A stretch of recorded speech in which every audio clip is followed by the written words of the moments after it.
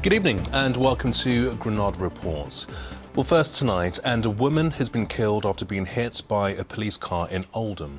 The incident happened this morning on Shaw Road in Royton when the Greater Manchester police car was pursuing a suspected stolen vehicle. The woman was aged 53 and has been named as Heather Smedley, who had 3 children. She was taken to hospital but died a short time later. Police are appealing for witnesses and dashcam footage. Well, in the last few minutes, Heather Smedley's family have paid tribute to her, saying that she was the glue which held her family together. They go on to say that she was the most kind, gentle and beautiful soul inside and out. She faced all of life's challenges with her beautiful smile, and her bravery and courage never wavered. We could not have asked for a better role model growing up, they added, giving everything she had to all of those she loved and always supporting those around her. Well, next this evening, a number of our region's main COVID vaccination hubs have closed their doors for the last time, despite the latest NHS figures showing rates of the virus rising in the northwest. The NHS is currently advising people to get jabbed against both COVID and flu and says other venues will still be open to get vaccinated. Our correspondent, Rob Smith, went to one site in Preston to see the last patients through the door. You've come for your first dose today, is that right? On the day that we're closing? Yeah. Well done. A vaccine centre's last jab is his first. Cole Hartley was unvaccinated until today. Now he's joined the huge numbers jabbed at St John's Centre in Preston. It's shutting up shop more than 2 years after the first COVID vaccination. Keeps everyone protected and it stopped me passing it through. I thought I'd get the vaccination just to be safe, really. And to allow me to travel. Queues for a jab across the northwest were once a regular sight. This centre alone ran 7 days a week, seeing 1,000 people daily at its peak. 200,000 people have come through these doors wanting to protect themselves against the virus. After these close, it'll be the job of GPs and pharmacies to keep that protection topped up. And not just against COVID. People do still need to get the vaccines. COVID's out there, there's COVID in the hospital, there's flu in the hospital. People need to be getting these winter vaccinations to keep themselves and the family safe. People just accept flu as being part of normal life, but this winter the flu has been particularly virulent in the community. Someone who wants to keep the community safe is the first person to be jabbed for COVID in this city. Doreen McEwen says she's forever grateful. Absolutely, you can't say. It was such an innovation, wasn't it, when we all got the option to go and have something to fight this dreadful thing. So it's amazing what happened. My life is more or less back to normal, you know, as normal as it can be with the few restrictions we have. So, yeah, massive, absolutely massive. Thanks to the jab. Yeah, thanks to that jab. You're due your autumn booster now. For others being boosted on this place's last day, there was a sense of changing times. It does feel a bit strange, especially after it's been here for quite a while. It's going to feel weird walking through town and not seeing it. We've come a long way, I guess. We have come a long way, haven't we? From when it first did, we've come along. At least we can live our lives a bit now, can't we? Which is great. A happy goodbye group photo was unimaginable not long ago. Goodbye to several vaccine hubs, but not COVID itself. Rob Smith, ITV News.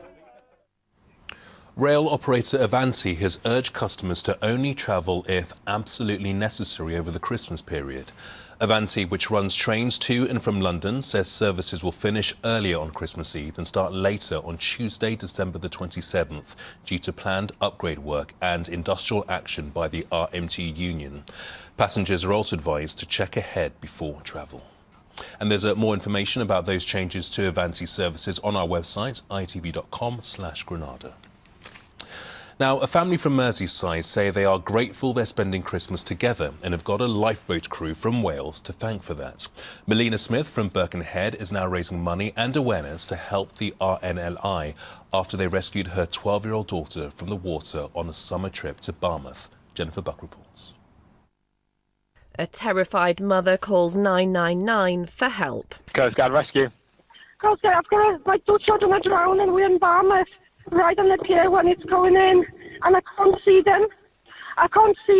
My 2 children are 10 and 12. 10 and 12 are the good swimmers. Don't worry, we'll be getting some assistance out to you now. The RNLI volunteer crew quickly reached 12-year-old Mabel, who had drifted a quarter of a mile out to sea. Little sister Elsie had already made it back to the shore after telling Mabel to float on her back, a lesson promoted by the RNLI. 4 months on, and a grateful mum is still saying thank you. These guys are really a part of our family. Some as RNLI will always be in our hearts, in our lives. And so seeing them, and I can't stop saying to them how grateful I am for rescuing Mabel, and I will never stop saying to them how grateful I am for them. And I keep saying thank you and thank you, because they are superheroes in my eyes. Since the rescue in August, Milena has thrown herself into fundraising for the RNLI and is also learning to swim to help raise awareness. She is going to be providing that water safety message to local schools, swimming pools within the area and other events as well, which will get that message out to more and more people, which will hopefully help save people as well. Daryl James was one of the lifeboat crew who helped rescue Mabel when the family were on holiday in Wales. He's handing out the presents this Christmas and says the Smith family have already thanked them. Without support like what Melena's given us, then the RNLI just can't keep going. We need the support from the public, we need the supporters to help and make donations just to help fund the RNLI. That helps us keep the boats afloat. The Barmouth crew were recently reunited again with the Smith family on a visit to the Hoylake lifeboat station. The family are all aware that without the help and courage of the RNLI, they could have been facing a very different Christmas. Merry Christmas! Jennifer Buck, ITV News. Now, anyone who's homeless or just lonely and cold are being welcomed at a new centre in Manchester that's operating for a week, including on Christmas Day. It's based in the new Victoria development and offers hot food, company and other luxuries. It's run by Manchester's oldest homeless charity, LifeShare. One volunteer said LifeShare had helped turn his life around after he'd started sleeping rough when he was 10. Well, there's nowhere else like it. It's like you try and find somewhere for the showers or somewhere you can go and get clothing, or you try and find somewhere like that. You ain't. All you're going to get is the rain, cold, and people ignoring you and treating you like a ghost. So with people donations and stuff like that and helping these projects, it is going a long way. And it has, like, I can say for sure that it's helped me in a big way. To have the hope and to know that you can go beat back and be treated like a person and challenge someone to another game of Connect 4 really helps keep people going. Burglars who targeted exclusive properties across the northwest, including the home of the former Everton manager Carlo Ancelotti, have been jailed for a total of more than 20 years. Members of Mr Ancelotti's family were at home in Blundellsands when the masked men broke in. They stole items including jewellery and a safe. Sean Rimmer, Adam Hastings from Liverpool and Callum Martin from Bootle carried out more than 30 other break-ins.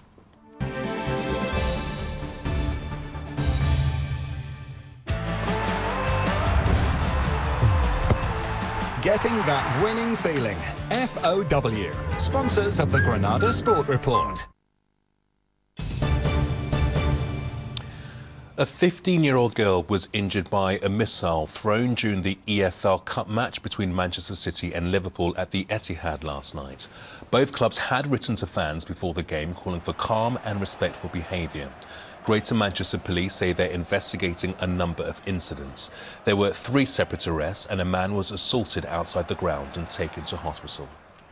In a joint statement, both clubs condemned the incidents. They said these incidents will be fully investigated, reported to the police, and the individuals found to be responsible will be subject to the sanction process of their clubs. Manchester City FC and Liverpool FC, they said, are fully committed to working together to eradicate these issues from our fixtures. They have no place in football. Meanwhile, on the pitch, City booked their place in the quarter-finals of the Cup after knocking out the holders. They won 3-2, with their winners scored by defender Nathan Ake. They'll now face Southampton in the last 8, while Manchester United will host side Charlton. Liverpool are next in action on Boxing Day when they travel to Aston Villa in the Premier League. Everton also play then. They're at home to Wolves in their first match after the World Cup break. England duo Jordan Pickford and Conor Cody are back with the Blues, and their manager Frank Lampard doesn't believe they'll suffer any World Cup hangover. It would have hurt to leave the tournament. I think the whole nation did because we felt we were going well, and they're in the bubble. I know what it's like. There's not much of a worse feeling in that moment. Maybe the beauty of this tournament being in the winter is that they come straight back in. The Premier League is a beautiful thing as well. They come back to their clubs. They know how high we regard them.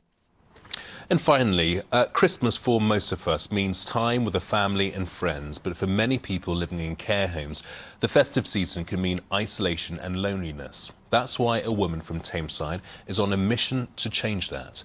Farah Amjad started the Care Home Elf project. Zoe Muldoon went to see her in action. Farah Amjad doesn't celebrate Christmas, but that never stops her getting into the festive spirit. As well as her busy nursing job, she's taken on a new role, the Care Home Elf. Here are some presents from the Care Home Elf. Thank you very much. We basically put these parcels together every Christmas, and it all started when I became a named nurse for a care home in Rochdale. And what I found was managers and carers were donating and funding basic toiletries or clothes for residents that had nothing. Many of the residents at Furbank House Care Home in Ashton-under-Lyne won't get any visitors over the festive period. And loneliness in elderly people can be even worse at this time of year. Loneliness is a really big problem in the community, especially something that we see as district nurses. So this is why we put together these little parcels every year, and this will be our 3rd year. The Care Home Elf has some helpers at home too.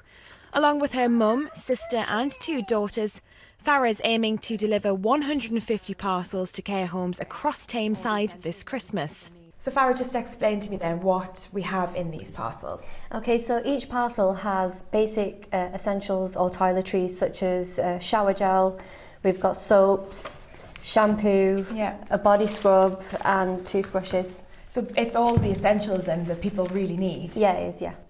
Care home staff often dip into their own pockets for gifts for residents. Manager Wendy Eslick says some arrive at the home with nothing but the clothes on their back. They'll come into the care home and they literally just have either hospital pyjamas and a set of clothes or nothing at all. And I've always seen the residents when they're opening the presents at Christmas and they just feel like they've got somebody as well that's thinking of them. We always say it's from the elf. A small yet thoughtful gift can raise the biggest smile. You're welcome. The Care Home Elf is on a mission to deliver happiness this Christmas. Zoe Muldoon, ITV News, Ashton-under-Lyne. Wonderful stuff. Now for a look ahead to the Christmas weather. Here's Kerry with the forecast.